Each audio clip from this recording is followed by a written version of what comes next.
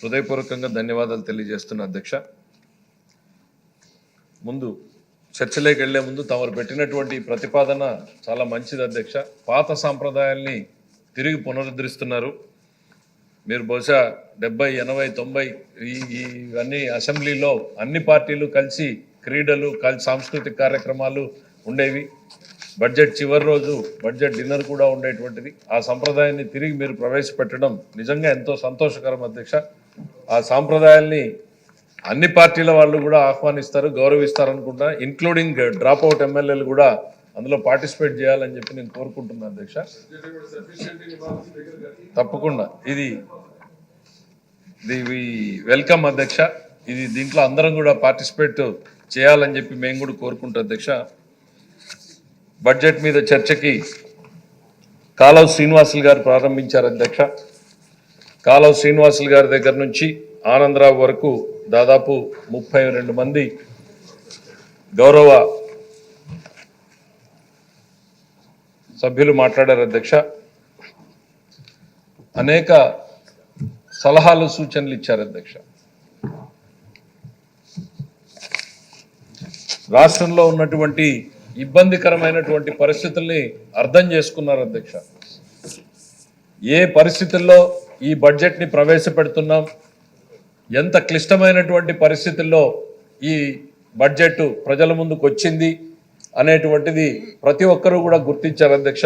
30 మంది శాసనసభ్యుల మాటల్లో కూడా పరిస్థితి అనేటువంటిది ప్రతిధ్వనించింది అధ్యక్ష. అయితే ఇక్కడికి రానటువంటి శాసనసభ్యులు, రాలేనటువంటి వారు బయట కూర్చొని అనేకంగా మాట్లాడుతూ ఉన్నారు అధ్యక్ష. బాధ అనిపిస్తుంది అధ్యక్ష. ఈ బడ్జెట్ అనేటువంటిది శాసనసభ్యులకి చట్టాలు చేయడం, ప్రభుత్వం ఖర్చు పెట్టేటువంటి ప్రతి రూపాయిని ఆమోదించడం మినహా ఇంతకన్నా పవిత్రమైనటువంటి బాధ్యత ఏం లేదు అధ్యక్ష.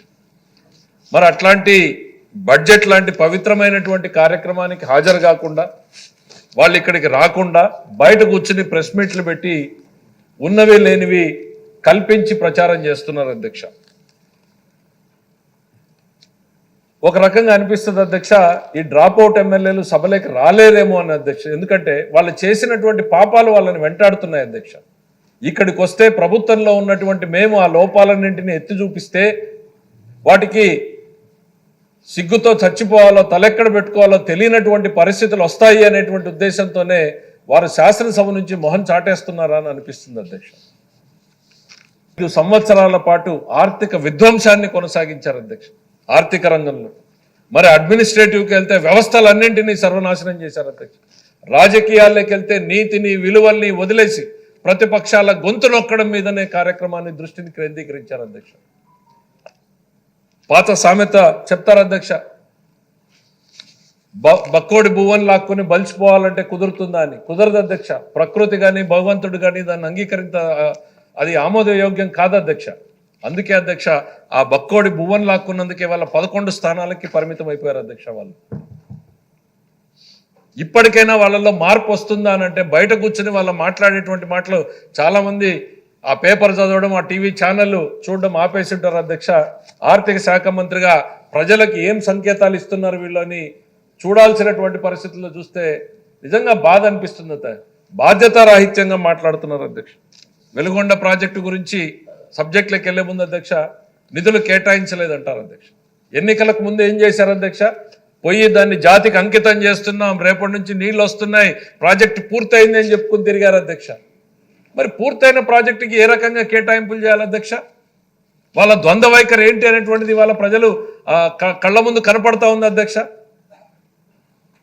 ఆ రోజు ప్రాజెక్టు పూర్తి కాలేదు, ఇంకా పనులు ఉన్నాయి అనేటువంటిది కేవలం ఎన్నికల్లో ఓట్ల కోసం ప్రజల్ని మోసం చేయడం కోసమే ఆ రోజు మీరు ప్రాజెక్టుని ప్రారంభోత్సవం చేశారు, జాతికి అంకితం చేశారు అనేటువంటిది వాస్తవం కాదు అధ్యక్ష.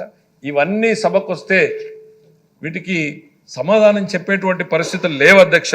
అందుకనే సభ నుంచి మొహం చాటేసి తిరిగేటువంటి పరిస్థితులు వస్తున్నాయి అధ్యక్ష. నేను ఒకటే కోరుతున్నా అధ్యక్ష, వాళ్ళు మంచి చేయలేరు, కనీసం చేసేటువంటి మంచి ఒక తపన పడేటువంటి నాయకుడు తన ప్రయత్నం చేస్తూ ఉంటే సైలెంట్గా ఉండండి. అదే మీరు ఈ రాష్ట్రానికి ప్రజలకి చేయగలిగినటువంటి మేలు అనేటువంటిది నేను నమ్ముతున్నాను అధ్యక్ష. అది చేయకుండా బయట కూర్చొని అనేక ప్రశ్నలు సంధిస్తున్నారు అధ్యక్ష. వీళ్ళు అనుమానాలు దేని మీద అధ్యక్ష?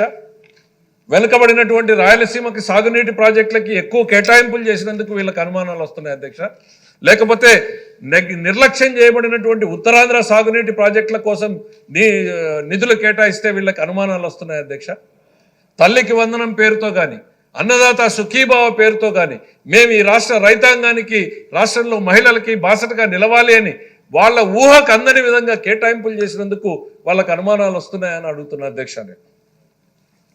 లేకపోతే అసలు సంక్షేమ రంగానికే వాళ్ళు ఊహించిన దానికన్నా మేము ఎక్కువ కేటాయింపులు చేశాము అని వాళ్ళకి ఏమైనా బాధ వస్తుందా అధ్యక్ష?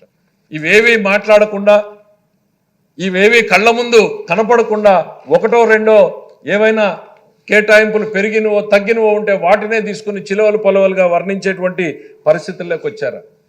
వీళ్ళు రాష్ట్రంలో ఆర్థిక విధ్వంసం అనేటువంటి పదాన్ని పదే పదే పదే మాట్లాడుతున్నాం అధ్యక్ష. ఎందుకనంటే ఆ బాధని ఇవాళ అనునిత్యం అనుభవిస్తున్నటువంటిది రాష్ట్ర ప్రభుత్వం అధ్యక్ష. రాష్ట్ర ప్రభుత్వం తరఫున విధ్వంసాన్ని చూసినా కూడా ఎక్కడ మేము నిరాశ పడలేదు అధ్యక్ష. వ్యక్తిగా నేను నిరాశ పడినా పక్కనున్నటువంటి నాయకుడిని చూసి మాకు ఒక బలమైనటువంటి నమ్మకం, ఒక స్ఫూర్తి వస్తుంది అధ్యక్ష. నేను చాలా సభల్లో చెప్పాను అధ్యక్ష, బ్లాక్ 2 అంటే ఫైనాన్స్ వింగ్ లో కూర్చుంటే ఆ సంఖ్యలు అంకెలు చూసిన తర్వాత రాత్రి 10 గంటలకు ఒక డిప్రెషన్ వస్తుంది అధ్యక్ష. ఎట్లా దీంట్లో నుంచి బయటకు పడాలి? ఒకవైపు పెరిగిపోయినటువంటి అప్పులు, మరోవైపు పెరిగినటువంటి కమిట్మెంట్లు, చెల్లించాల్సినటువంటి బకాయిలు, మరోవైపు శాసనసభ్యుల నుంచి వస్తున్నటువంటి ప్రాంతీయంగా మాకు కావాల్సినటువంటి అభివృద్ధి పనుల కోసం వస్తున్నటువంటి ఒత్తిళ్లు, ఇవన్నింటినీ చూసి ఏ రకంగా వీటిని అధిగమించాలి అనేటువంటి ఒక డిప్రెషన్లోకి వెళ్ళేటువంటి పరిస్థితులకు వస్తే ఎప్పుడైతే బ్లాక్ 1 అడుగు పెడతామో అధ్యక్ష ఒక స్ఫూర్తి వస్తుంది అధ్యక్ష. ఈ రాష్ట్రాన్ని తిరిగి గాడిన పెట్టగలము అనేటువంటి నమ్మకం వస్తుంది అధ్యక్ష. అది ఇవాళ మా నాయకుడు మాకు ఇచ్చేటువంటి పెట్టుబడి అధ్యక్ష. అదే మాకు ఆయన ఇస్తున్నటువంటి స్ఫూర్తి అధ్యక్ష.